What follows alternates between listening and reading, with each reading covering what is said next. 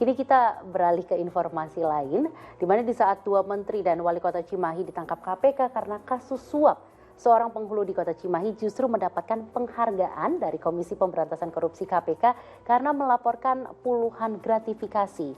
Seluruh uang titipan dari masyarakat, terutama saat menjadi penghulu pernikahan, ditolaknya. Tidak ada yang menyangka jika Budi Ali Hidayat yang menjabat sebagai penghulu sekaligus Kepala Kantor Urusan Agama atau KUA Cimahi Tengah ini akan mendapatkan penghargaan dari Komisi Pemberantasan Korupsi atau KPK pada 8 Desember 2020. Sang penghulu mendapatkan piagam dan piala dari KPK sebagai apresiasi atas kejujurannya karena melaporkan gratifikasi.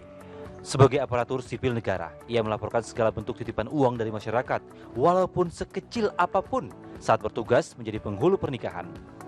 Sebetulnya ini tidak terpikir oleh benak saya untuk adanya semacam dipublish atau ada semacam penghargaan. Karena yang saya pikir ini adalah merupakan kewajiban bagi saya selaku aparatur sipil negara. Ini sudah digaji oleh pemerintah dan ada dilindungi oleh undang-undang bahwa saya sebagai penghulu diberi tugas tambahan sebagai kepala KUA harus melaksanakan sesuai amanah Peraturan Menteri Agama Nomor 34 Tahun 2016. Kepala KUA Cimahi Tengah layak menjadi tauladan, lantaran yang dilakukannya adalah wujud nyata dari bentuk transparansi serta kejujuran di tengah maraknya penyimpangan dan korupsi yang terjadi di negeri ini. Muhammad Abbas melaporkan dari Kota Cimahi, Jawa Barat.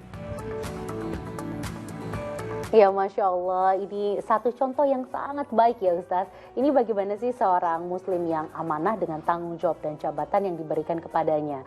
Kemudian Ustaz, seberapa pentingkah amanah dan kejujuran sehingga harus dipegang teguh oleh setiap umat Islam? Baik, pertama saya ingin mengucapkan tahniah ya, selamat untuk Kepala KUA Cimahi Tengah ya. Saya kira betul tadi saya bersepakat ini perlu menjadi teladan ya, terutama bagi para penyelenggara negara ya, aparatur sipil negara ya. Saya kira ini teladan yang sangat bagus sekali. Dan saya kira di dalam Islam ya memang sangat tegas ya. Misalnya ada sebuah ayat yang mengatakan ya ayyuhalladzina amanu taqullaha wa kunu ma'as shadiqin. Wahai orang-orang yang beriman, bertakwalah kepada Allah dan tetaplah kamu bersama orang-orang yang jujur. Nah, ini konteksnya sebenarnya adalah peristiwa yang dialami oleh beberapa orang sahabat saat perang Tabuk yang mereka mengaku ya bahwa mereka jujur tidak ikut itu karena ragu dan lain sebagainya ya. Itu panjang ceritanya. Kembali kepada keteladanan tadi ya. Memang menjaga amanah itu menjadi sangat penting ya bagi penyelenggara negara ya. Apapun yang diterima oleh penyelenggara negara ya karena menjalankan tugasnya itu kan dikenal dengan gratifikasi ya. Kalau itu bukan haknya diberikan itu disebut dengan suap ya. Dalam Islam itu disebut dengan riswah ya.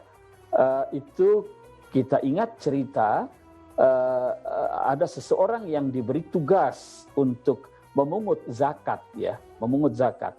Kemudian dia mengambil zakat yang menjadi kewajibannya. Kemudian dia juga menerima hadiah dari orang yang wajib zakat itu ya. Lalu ketika melaporkan kepada Rasulullah, dilaporkan bahwa ini hasil pungutan zakat, ini adalah hadiah yang diberikan kepada saya. Lalu Nabi sindir, apakah kalau Anda tidak kami tugaskan, Anda akan dapat ini?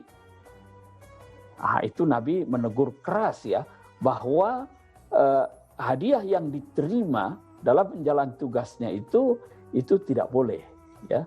Itu masuk dalam kategori riswah, apalagi kalau itu diterima atau diterima untuk membenarkan sesuatu yang tidak benar, yang bukan haknya tapi diberikan hanya gara-gara riswah. Itu kan kita tahu ancamannya ar-rasi wal murtashi finnar. Yang menyogok, yang menyuap dengan yang disuap atau yang disogok itu sama-sama tempatnya di neraka.